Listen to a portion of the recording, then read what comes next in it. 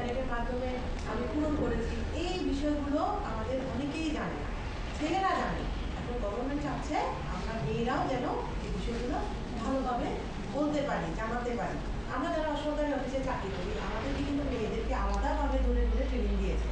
YONO মেয়েদের আলাদা training, magistrate মেয়েদের জন্য আলাদা ট্রেনিং দিয়েছে, তারপর শিক্ষিকা যারা আছে তাদের জন্য দিয়েছে, অফিস সহকারী, মহিলা অফিস সহকারী যারা, ওদেরকে আলাদাভাবে ট্রেনিং দিয়েছে। কিন্তু এখন সরকার সেটা কর্মক্ষেত্র থেকে বের হয়ে চলে এসেছে সমাজের বিভিন্ন ক্ষেত্রে। সমাজের বিভিন্ন ক্ষেত্রের মধ্যে আছে গৃহিণী, শিক্ষার্থী, তারপর হচ্ছে বেকার মহিলা, যে যোগ্য পড়ালেখা শিখে বসে আছে, তো কোনো চাকরি নাই, মা বাবা বসিয়ে রেখেছে বিয়ে দেওয়ার জন্য, তাকে কীভাবে তাকে আমাদের কাজে লাগানো যায়।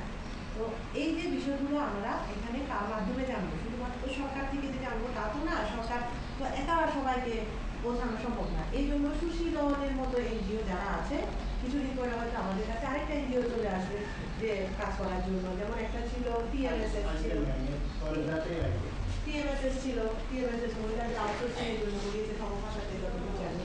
তো এইভাবে এনজিওগুলোকে কাজে লাগিয়ে তারা চাচ্ছে যে আমি একা না, বেসরকারি সংস্থাগুলোকেও সরকার তার সেভাবে টাকাটা দিচ্ছে, যাও তোমরা নিয়ে ট্রেনিংটা দিয়ে আসো। তো আমরা আমাদের হাতে তো এখন ল্যাপটপ নেই, তাই না? এদের হাতে সবার ল্যাপটপ বোঝানো সম্ভব হবে না, কিন্তু গ্রুপ ওয়াইজ ভাগ করে একজন একজন করে, আমাদের যেহেতু 20 জন, আমাদের যদি 5টা ল্যাপটপ থাকে 4 জন করে আমরা ভাগ করে নিতে পারি। তো আমাদের তো বেসিক নলেজ জানা আছে, ল্যাপটপ কিভাবে অন করতে হয়, কিভাবে অফ করতে হয়, মডেল কিভাবে কানেক্টিভিটি নিতে হয়, তাই না? গুগলে কিভাবে ঢুকতে হয়, কোন শব্দটা লিখলে কি আসে, আমাদের সবার তো জানা আছে। এখন ওরা যে জিনিসটা শেখাবে আউটসোর্সিং, খুব সম্ভব আউটসোর্সিং এর কিছু নমুনা দেবো। আউটসোর্সিং এর জায়গায় আসলে এখানে দুইটা স্টেপ আছে, একটা হচ্ছে আউটসোর্সিং আর একটা হচ্ছে বেসিক বিএসআইটি। এখন আমরা বিএসআইটি থেকে আমরা শুরু করব, আর আউটসোর্সিং এর জন্য অন্য প্রতিষ্ঠান আবার আসবে এনাদের কাছে। তো ঠিক আছে, বেস আইটি ক্ষেত্রে হয়তো এনারা আমরা যেটা শেখাবো অনেকেই জানি, বাট জানার পরেও সেখানে একটু বেশ ভালোভাবে শিখে আউটসোর্সিং এর ঠিক সেই জায়গা, মানে ঠিক ইন্টারনেটের পর্যন্ত আমরা কাজ করবো। আচ্ছা, ধন্যবাদ আপনাকে সাপ্লিমেন্টারি দেওয়ার জন্য।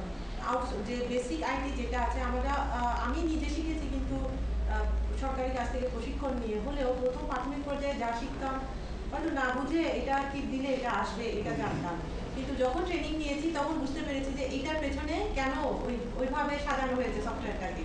এই সফটওয়্যারটার পেছনে শুধু যে জিনিসটা চাচ্ছি ওটা না, তার সাথে আরো অনেক জিনিস থাকে, এই বিষয়গুলো আমি জেনেছি। তো আজকে ওনারা, তোমরাও তো জানো অল্প একটা, এই অল্প যেটুকু জানো ওইটা দিয়ে হয়তো জানবা যে ওইটা দিয়ে আরো অন্য কাজ করা যায়, অন্য কোথাও শিফট করা যায়, এই বিষয়গুলো তারা আজকে শেখাবে।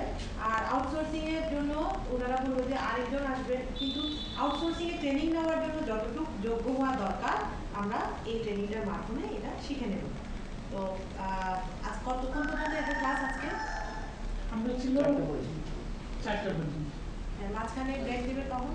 1 ঘন্টার ব্রেক। শুধু নাস্তা আর স্ন্যাক্স আর লাঞ্চ। স্ন্যাক্স আর লাঞ্চ। আপনারা স্ন্যাক্সের টাইমটা কমিয়ে দিয়ে লাঞ্চের টাইমটা কমিয়ে দিয়ে 4টা জায়গায় 3টা করে দেন, তারা চলে যাও। দেখি আমরা সবার সাথে আলোচনা করে তাদের সুবিধা হয় কিভাবে। সুবিধার চাইতে আপনাকে দেশের পরিস্থিতিটা একটু না, সেটা যদি আপনারা ছেড়ে দেন তাদেরকে, তারা বাড়িতেও যেতে পারলো। 4টা বাজে যদি ছেড়ে দেন, অনেকের বাসা আছে জালালপুর, জালালপুর এগুলো দিবে, শাইন এগুলো বুঝাই দিতে হবে ওনাদেরকে। হ্যাঁ, মানে 4টা মানে যে ওনাদেরকে 4টা পর্যন্ত দেখিয়ে তারপরে এটা তো না, এখানে বুঝতে হবে যে ওনাদের টাইমগুলো কমায় দিয়ে প্রয়োজনে আগে 8টা বাজে শুরু করে দিয়ে এদিকে